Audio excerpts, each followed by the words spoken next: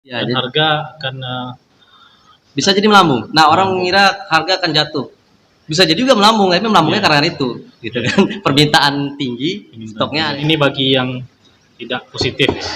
Suasananya tidak terlalu ya tidak sebegitu mencekam sekali. Wabarakatuh. Selamat sore dan siang atau malam kepada teman-teman semua.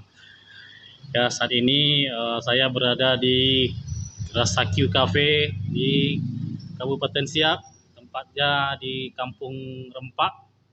Ini suasananya cukup gambarnya cukup unik ya. Dan di sini ada juga buku. Jadi sedangkan di samping saya ini adalah seorang teman saya, sudah saya kenal sebenarnya. Dia adalah juga seseorang yang berkutat di bidang peternakan ya, bukan perhewanan ya. ya peternakan. Jadi di bidang peternakan. Saat ini di bidang peternakan ini salah satu isu yang bukan isu ya, sesuatu yang terjadi ya. Ya, Sedang happening PMK, penyakit mulut dan kuku. Tapi ada juga satu lagi tuh yang SD ya. LSD lah, lumpy skin disease. Lumpy skin disease, penyakit kulit ya. Ya, dia trotol. Jadi ini menyerang sapi. Jadi pada video ini kita akan bahas gimana perkembangannya. Tapi pertanyaan pertama nih, gimana awal kemunculannya PMK ini, Bang Sukma? Ya, kalau PMK itu kan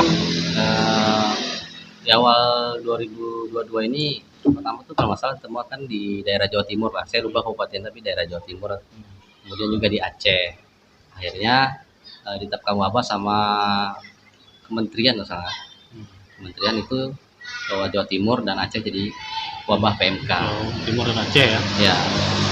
Terus ya ditemukan juga di beberapa provinsi di Sumatera tuh ya, kayak seperti Sumbar kalau salah ya, Sumbar, Riau dan lain-lain lah. Itu yang saya itu kan beberapa provinsi yang terpapar ini PMK. Nah, kalau di Riau ya terutama yang kena ya Siak juga kena. Terus juga ada Kampar dan lain-lain lah. Nah, gitu. Itu kira-kira itu dari mana virus atau penyakitnya? Kalau salah itu bukan virus dari negara kita ya, dari luar tuh dulunya. Sebenarnya PMK ini, penyakit mulut kuku ini dulu sudah hilang. Tahun kalau nggak salah tahun 80-an itu, tahun 80-an sudah hilang. Kemudian kalau nggak salah tahun 86 ya. 86 itu sudah hilang di Indonesia. Kemudian 86 itu tahun saya lahir. Nah iya, tahun 86 itu sudah hilang PMK. Terus dinyatakan sama Organisasi Kesehatan Hewan Dunia tahun 1990 itu kita Indonesia dinyatakan bebas PMK. Nah, di 2022 inilah muncul lagi. PMK. Ya, belum diketahui juga nih secara rinci dari mana virus ini kok bisa muncul lagi. Sementara kita kan sudah bebas PMK.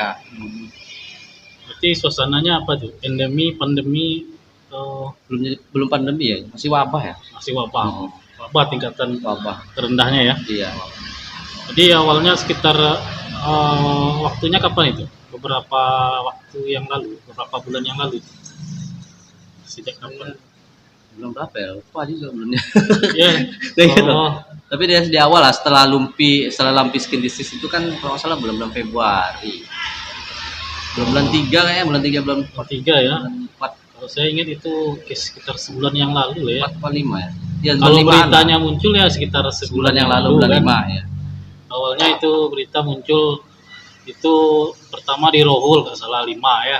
Ya kalau di Riau ya. Di Rokan Hulu 5 yang di Provinsi Riau ya. Habis itu muncul berita Siak sama apa lagi? Inhil ya? Ya Inhil apa itu? Nah ya. Habis itu tapi yang mengatakannya adalah pihak dari dinas DKH itu PKH Kesehatan Hewan. Kesehatan Hewan Provinsi. Tanya Siak 17, lalu dikonfirmasi ke dinas peternakan sini, tanya cuma 4.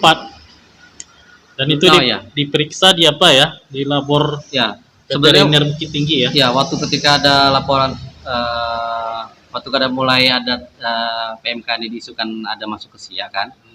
Jadi tim dokter hewan di SIA, terutama di waktu itu Kecamatan Tualang itu langsung mendeteksi ada laporan dari peternak, ada yang mirip PMK. Diambillah sampel di tempat itu. Diambil sampel 5. Dari 5 sampel yang diambil oleh Balai Veteriner Bukit Tinggi, 4-nya positif, 1-nya enggak. Gejala klinisnya itu tadi udah ada luka di kaki. Jadi sampelnya 5 aja dikirim. 5. Nah itu setelah ditemukan 4 positif ini, mana yang mulai ada seperti gejala klinis mirip PMK, langsung dilaporkan itu gejala PMK. Jadilah makanya datanya membesar kan, jadi 17 ekor waktu itu. 17 ekor. Dari 17 itu 4 yang dinyatakan positif berdasarkan lab. Itu awalnya. Jadi yang lainnya belum inilah, tapi udah mendekati PMK. Jadi sekarang ini gimana? Berapa jumlahnya? Terakhir saya dapat data itu ada, yang saya tahu ya ada 43 ekor ya positif PMK. Itu positif semuanya? Ya maksudnya secara yang dilaporkan di Isiknas ya kan. Isiknas ini kan Isiknas yang terintegrasi dengan pusat laporannya. Jadi pusat itu bisa langsung mantau. 46 banyak juga ya? 43 sekarang. 43 yang terakhir. Itu yang udah sembuh berapa? Laporannya 14. Yang 14 sembuh. Saya belum dapat lagi data sekarang berapa kan. Katanya laporan yang sembuh ada tambahan tapi belum sampai sekarang berapa. Baru dapat ada yang sembuh tapi belum sampai. Jadi di kecamatan mana aja? Kalau yang di Kabupaten Siak itu Kecamatan Kandis sama Kecamatan Tualang. Proporsinya mana yang besar? Kadis, kalau kasusnya. Kadis itu kan 30 kasus. 30 kasus ya. Iya. Nah, ini laporan lagi ada tambahan, tapi kita belum dapat. Memang belum sempat ngirim karena dokter hewan di lapangan katanya kan teman-teman di lapangan ini belum melaporkan lah karena fokus ke vaksinasi. Kejar vaksin. Oh, jadi sekarang udah dilakukan vaksinasi ya? Sudah. Jadi gimana proses vaksinasi itu sendiri? Kapan datangnya dan berapa diusulkan dan berapa yang datang? Vaksin itu datang beberapa hari yang lalu ya. Tanggal berapa lupa deh kemarin. Tanggal hari Senin ya? Senin. Kemarin kan pelepasannya sama gubernur. Nah, Senin 27. Ya. 27 April. Langsung 27 Juni. Enggak, 27 Juni. Jadi waktu itu dilepaskan sama gubernur, vaksin itu ke kabupaten-kabupaten yang ke seluruh kabupaten lah yang terjangkit, terutama yang terjadi PMK. Nah, jadi kalau Siak waktu itu kan dapat 500 dosis. Ya. 300-nya itu di Kecamatan Kandis, 200 dosisnya di Kecamatan Tualang. Ya Senin kemarin lah. Dan sudah disuntikan? Sudah, kemarin penyuntikan perdana itu di Kecamatan Kandis. Ya. Tapi ya perlu masyarakat ketahui juga ya bahwa vaksin dari vaksin PMK ini bukan yang kena yang positif yang divaksin, ya kan? Ya. Jadi bagaimana itu ceritanya? Santai bang ya. Ya, jadi yang divaksin itu adalah hewan yang sehat, bukan hewan yang memiliki gejala klinis PMK atau yang diduga PMK atau di daerah yang sudah positif PMK. Memang di Kecamatan Kandis kan menjadi daerah kasus paling banyak. Tapi kenapa kok diturunkan vaksin di situ? Orang pasti nanya nih.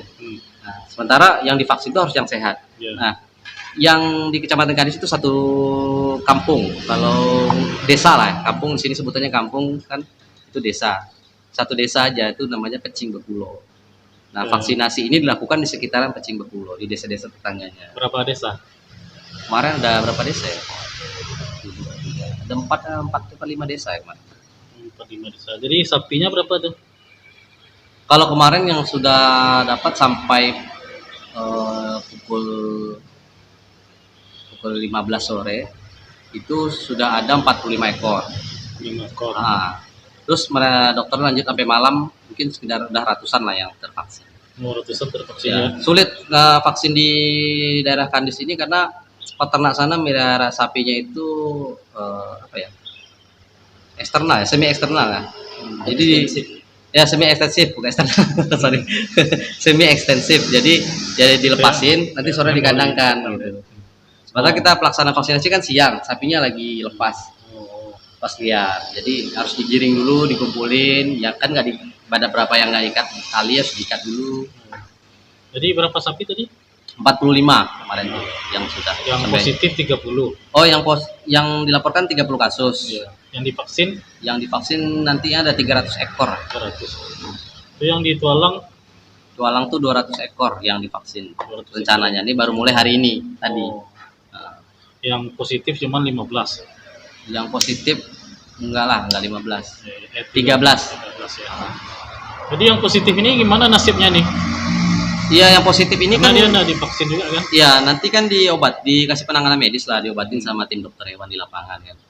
Dia kan diobatin, dikasih suportif atau kayak vitamin lah. Ya, mirip-mirip COVID gitu ya penanganannya.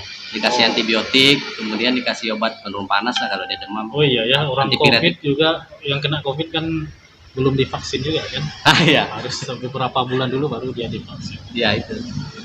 Oh itu ya. Nah, Ya kebetulan ini kita kan dalam rangka mau Idul Adha juga nih. ah, Kan konsumsi sapi ya, bakal meningkat juga biasanya dalam Idul Adha kan, ya, untuk raya hari korban. ya benar. Namun malangnya juga virus PMK ini sedang menggejala juga di Indonesia dan Kabupaten Siak khususnya.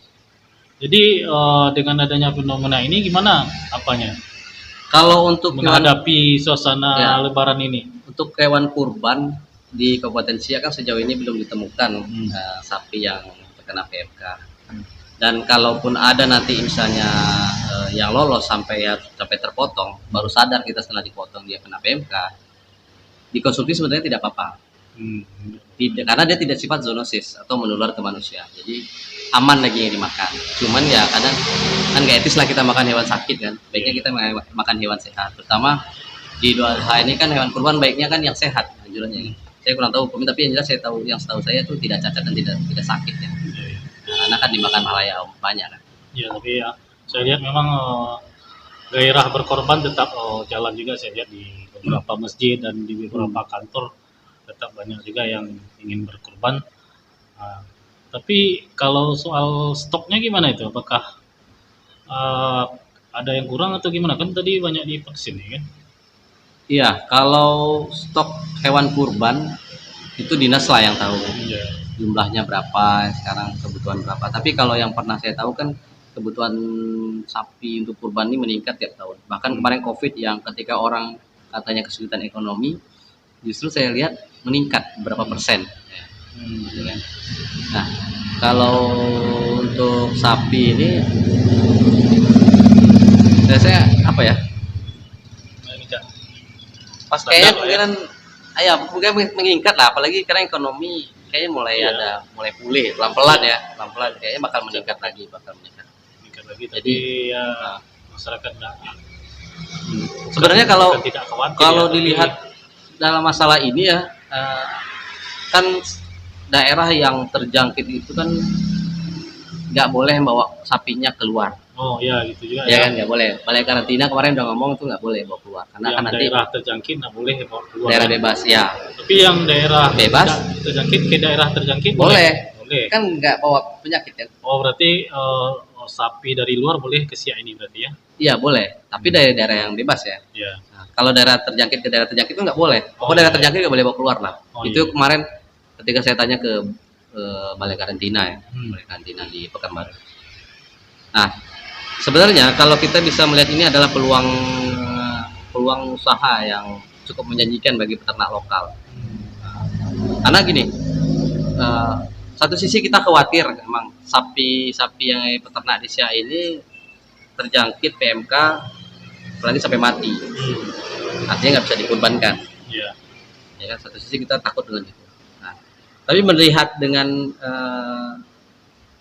hanya 2 kecamatan saja yang terinfeksi, kemudian di beberapa desa dan dinas perikanan peternakan Kabupaten Siak langsung memblokade daerah itu, langsung membuat apa ya? Buat benteng pertahanan misalnya, supaya tidak nyebar ke kecamatan lain. Nah, artinya di kecamatan lain kan ada peluang. Iya. Ternaknya kan nggak bisa keluar, Iya. dan ternak dari luar juga sebagian besar nggak bisa masuk kan, karena pemeriksaan kan. Iya. Makin ketat nih pemeriksaan, apalagi nanti kalau terbentuk gugus tugas di setiap lintasan pasti dijaga. Iya. Ribet, pasti peternak luar kemungkinan akan kesulitan untuk masukin sapi ke Siak dan akan malas lah jadinya kan ribetnya. Ribet. Nah, peternak di Siak ini sapinya kan Jadi bisa dibeli sama peternak lokal ini bisa dibeli sama masyarakat Siak. Karena sapinya nggak boleh keluar kan? Nah, iya kan? Ya, dia nggak boleh menjual sapi ke luar dari daerah Siak karena daerah Siak terjangkit kan. Nah, walaupun di kecamatan dia tidak terkena PMK kan, tidak ada yang positif Iya. PMK gitu. Jadi berarti stoknya terbatas jadinya ini kan, Iya, dan jadi- harga akan bisa jadi melambung. Nah, orang mengira harga akan jatuh. Bisa jadi juga melambung, tapi melambungnya Iya. karena itu, gitu kan. Permintaan tinggi, Permintaan stoknya tinggi. yang ada gini. Nah, tapi kalau dari kemarin saya ngobrol sama dokter Hairul Rizal yang di Kecamatan Mandau, stok sapi jantan untuk kurban di Kecamatan Mandau itu melimpah. oh, iya. Jadi, mereka bilang bahkan kayaknya kita surplus bang di wilayah kita katanya. Artinya kecamatan-kecamatan lain kalau kekurangan stok sapi beli aja di kecamatan kita, katanya kan. Peternak kita sini siap kok memperlihatkan sapi-sapinya gitu kan. Jadi ada juga yang membawa berkah lah ya Ya, itu di kondisi ini. ya. Dan sepertinya PMK ini bukanlah sesuatu yang menakutkan sekali begitu kan, tidak harus seperti itu kan. Ya, khawatir boleh, tapi jangan terlalu takut lah, karena kan pemerintah juga sudah ngambil tindakan cepat kan. Nah, siap dia langsung terblok hanya di 2 kecamatan. Ya, artinya sementara 12 kecamatan lain kan bebas nih. Ya, Lagian memang daerah itu daerah perlintasan ternak sih, kayak di Kandis itu kan daerah perlintasan Andis, ternak. ya, Andis, Ya. Minas ya. Kandis itu kan jalur lintas dari provinsi Aceh ya lewat Kandis, dari provinsi Sumatera Utara lewat Kandis juga. Maksudnya ke Dumai juga bisa lewat Kandis, ke Bengkalis lewat Kandis juga. Mau ke Kepulauan Meranti juga bisa lewat Kandis kan. Iya. Jadi mungkin itu jadi daerah yang rawan kan. Jadi begitulah ya perkembangan PMK di Provinsi Riau dan khususnya di Kabupaten Siak. Ya memang kasus ada, tapi sudah ditangani dengan cukup intensif dengan vaksin juga sudah datang untuk memblokade. Vaksin ini bagi yang tidak positif ya. Dan juga diharapkan memang suasananya tidak terlalu ya tidak sebegitu mencekam sekali akibat virus ini karena memang di satu sisi memang sapi dari Siak nggak bisa keluar dan sapi dari luar pun yang daerah terjangkit juga nggak bisa ke sini, tapi yang tidak terjangkit bisa ke sini, tapi mungkin ada proses-prosesnya yang agak lebih ketat gitu kan, mungkin saja agak berkurang pasokan ke Siak, dan ini merupakan kesempatan juga bagi sapi lokal Siak untuk bukan nunjuk gigi ya, pokoknya ngambil pasar lah gitu, mengambilkan momen. Oke, sekian dulu bincang kita bersama GK Sukma sama GK. Oke, demikian dulu bincang-bincang kami, semoga ini memberikan pencerahan bagi kita semua. Assalamualaikum warahmatullahi wabarakatuh.